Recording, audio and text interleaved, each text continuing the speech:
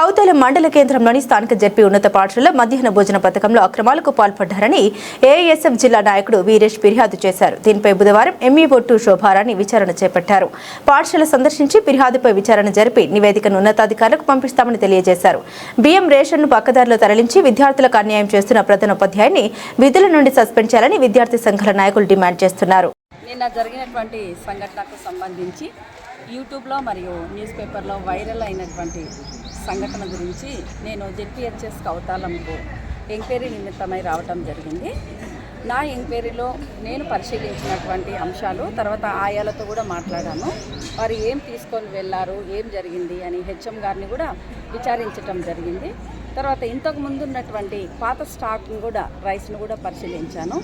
తర్వాత ఇంకా రికార్డ్స్ కూడా పరిశీలించి ఏదైతే ఇక్కడ జరుగుతున్నటువంటి విషయాన్ని వాస్తవాన్ని ఉన్నతాధికారులకు తెలియజేయడానికి నా వంతుగా నేను కృషి చేస్తానని మీకు అందరికీ తెలియజేస్తాను. ఇప్పటిదాకా మీరు ఎన్నిసార్లు? నేను వీక్లీ వన్స్ ఖచ్చితంగా వస్తుంటానండి.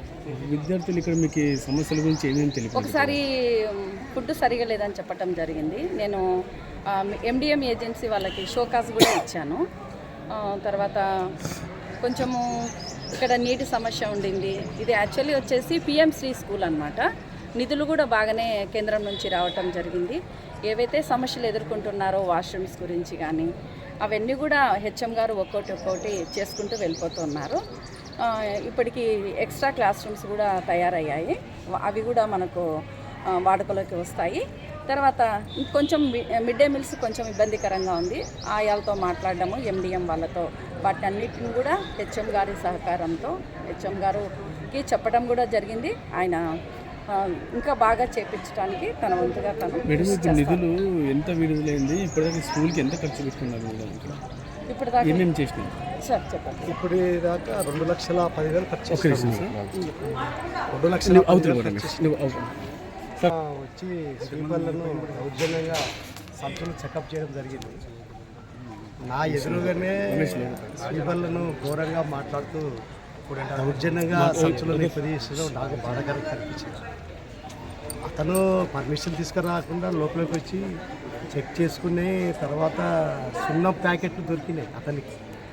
మన సున్నం ప్యాకెట్ దొరికినాయి, బియ్యం దొరుకుతాయని అతను ఆశించి వచ్చినాడు. బియ్యం తీసుకుపోతున్నారు అనే ఉద్దేశంతో వైరల్ అవుతున్నాయి. అదేది మోటార్ సైకిల్ మీద బియ్యం తీసుకుపోతున్నారు, చెక్ చేయాలని వచ్చినాడు. వస్తే వాళ్ళు చెక్ చేసిన తర్వాత సున్న ప్యాకెట్లు దొరికింటే అతను అక్కసుతో మీరు అంత చూస్తాను, మీరు బియ్యం తరలిస్తున్నారని బయటికి అనుకుంటూ నా ఫోటో తీసుకొని పోయినాడు. నేను ఒక్క దౌర్జన్యంగా చెక్ చేస్తామని, కానీ అతనికి విలువ ఇచ్చినాం విలేకరి కాబట్టి. చెక్ చేసిన తర్వాత సున్నం ప్యాకెట్ దొరికే కనీసం సారీ అని చెప్పాలి కదా. అయ్యా నేను పొరపాటు పడినాను, సున్నం సారీ మళ్ళీ కావాల్సింటే మీరు ఏం తీసుకుపోయినారో అడిగితే చెప్పేవాడిని కదా. నాతో కనీసం ఒక మాటను అడిగితే నేను చెప్తాను, అయ్యా వ్యర్థ పదార్థం తీసుకుపోతున్నావయ్యా, దాన్ని తీసుకొని పోయి బయటికి పంపి చెత్త పదార్థాలను చెత్త చేసే ప్రదేశంలోకి బయటికి పోయి ఉంటాయి అనే విషయం చెప్తే అర్థం చేసుకోకపోతే ఇట్లా అవి పంపించినామయ్యా, చెత్త పదార్థాలు పంపించినామని చెప్పినాం. తర్వాత అవి బియ్యం అని భావించుకొని అక్రమ తరలింపని అతను వైరల్గా యూట్యూబ్లో సృష్టించి నెగిటివ్గా చేసినాడు. కారణం ఏమిటంటే 15 రోజుల క్రితము డబ్బులు కావాలా మాకు అని అక్రమ సందా వసూలు మమ్మల్ని అడగడం జరిగింది. నేను ఇవ్వనని చెప్పాను. ఎందువల్ల అడిగినారు? అది ఢిల్లీలో ఏదో సమావేశాలు జరుగుతున్నాయి, అక్కడ వసూలకు మాకు ఖర్చులకు కావాలా డబ్బులు.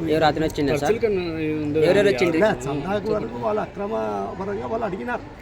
అది అక్రమాన్ని మీరు ఎట్లా చెప్తారు సార్? చందాది అంటే అక్రమం అంటే అది అక్రమమే కదా. ఎట్లా ఇస్తాను అంటే ఒక్కరే వచ్చిన దానికి 200 ఇస్తాను సార్. ఒక్కరే వచ్చినారా? ముగ్గురు వచ్చినారు. ఆయన వచ్చినాడా? ఈజు వచ్చినాడు. ఉందా సార్ మీ దగ్గర ఏమన్నా? అటు పతనే ఫోన్ చేసి మాట్లాడినా, ఎవిడెన్స్ అతనికి ఫోన్ చేసి మొన్న వచ్చారు కదా.